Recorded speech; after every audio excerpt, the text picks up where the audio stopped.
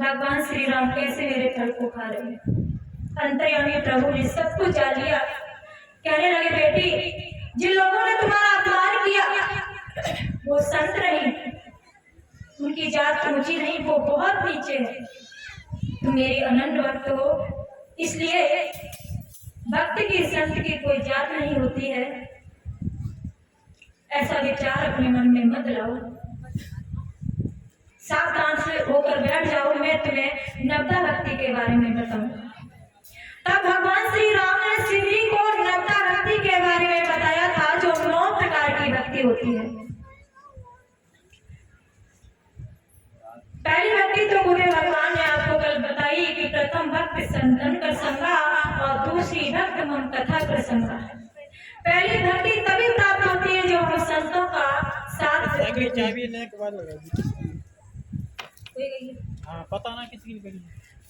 पहली भक्ति तभी प्राप्त होती है जब हम संतों की संगत में जाते हैं।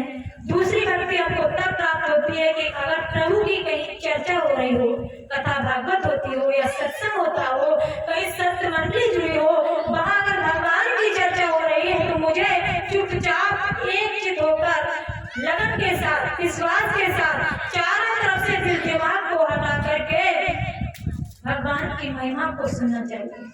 वो दूसरे प्रकार की भक्ति को प्राप्त कर लेता है। और तीसरे प्रकार की भक्ति को बताया है कि जो भक्त मान बढ़ाई को तज करके सतगुरु भगवान के चरणों में प्रेम करता है। ऐसा नहीं कि किसी ने अपमान कर दिया तो नाराज हो गए और सम्मान कर दिया तो प्रसन्न हो गए, नहीं, हमेशा एक समान रहे, सतगुरु भगवान के चरणों में प्रेम करे, वो तीसरे प्रकार की भक्ति को प्राप्त कर लेता है। भगवान श्री राम शिव जी को नवदा भक्ति के बारे में बताते हुए चौथे प्रकार की कौन सी भक्ति होती है कहा है कि छल कपट छोड़ कर जीत हार मेरी महिमा गुणगान करे। भक्ति कही जाती मनु भजन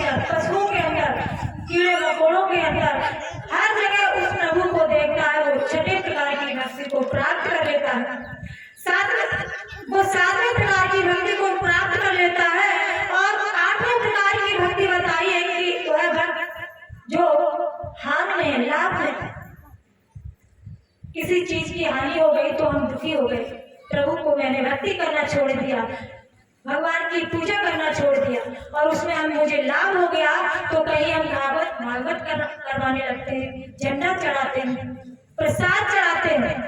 ये 8वें प्रकार की भक्ति होती है। अगर ऐसे अवगुण हमें है तो हम 8वें प्रकार की भक्ति को प्राप्त नहीं कर सकते। जीत हार को छोड़ करके हार लाभ में सम रहे, हमेशा खुश रहे, चाहे दुख हो चाहे सुख हो, वो 8वें प्रकार की भक्ति को प्राप्त कर लेते हैं। और 9वें प्रकार की भक्ति वो होती है जो सद्गुण में भगवान में पूरी तरह से समर्पण भाव रखता है और हमेशा मुझ में भरोसा रखता है। आप लोग ये मत समझना, हम ये कहते हैं कि समर्पण भाव कि पूरी तरह से आप घर गृहस्थी को छोड़ करके, बीवी बच्चों को छोड़ करके वेश धारण कर लो, आश्रम पर रहने लगो, नहीं। तन से मन से धन से सद्गुरु भगवान के चरणों में समर्पण होना, ये 9वें प्रकार की भक्ति में आता है। और कहते हैं कि अगर धीरे धीरे किसी जो 9 भक्ति है, 9 में से एक भी भक्ति अगर आपके अंदर है तो धीरे धीरे जो 8वें प्रकार की भक्ति है वो धीरे धीरे सभी आपके अंदर आ जाएंगे। इसलिए मेरे भगत बंधु, आप लोग सोच लीजिए कि मेरे अंदर कौन सी भक्ति उत्पन्न हुई है, मैं कौन सी भक्ति कर रहा हूँ। ये 9 प्रकार की भक्ति में से एक भी अगर भक्ति आपके पास होगी तो सभी भक्ति आपके पास आ जाएंगी। अब कुछ ही क्षणों में पूर्ण सतगुरु भगवान हम भक्तों को ज्ञान की गंगा में स्नान कराएंगे। कथा बड़ी थी लेकिन भंडारे की वजह से बड़े से छोटा कर दिया गया। बिल्कुल शॉर्ट में हमने आपको बता दिया 9 प्रकार की जो भक्ति थी उसके बारे में। वैसे अगर भंडारा कल होता तो पूरा टाइम हो जाता। अब उधर भंडारा, इधर सत्संग, आधे तो उधर बैठे, आधे इधर बैठे, इसलिए समय कम है, टाइम कम है, इसलिए शॉर्ट में सुनाते हुए अब कुछ ही क्षणों में बुढ़े भगवान हम भक्तों को ज्ञान की गंगा में स्नान कराएंगे। सभी भक्त शांति पूर्वक सत्संग की ज्ञान गंगा में स्नान करेंगे, अपने मनुष्य जीवन को सफल बनाते हुए मोक्ष और मुक्ति को प्राप्त करेंगे।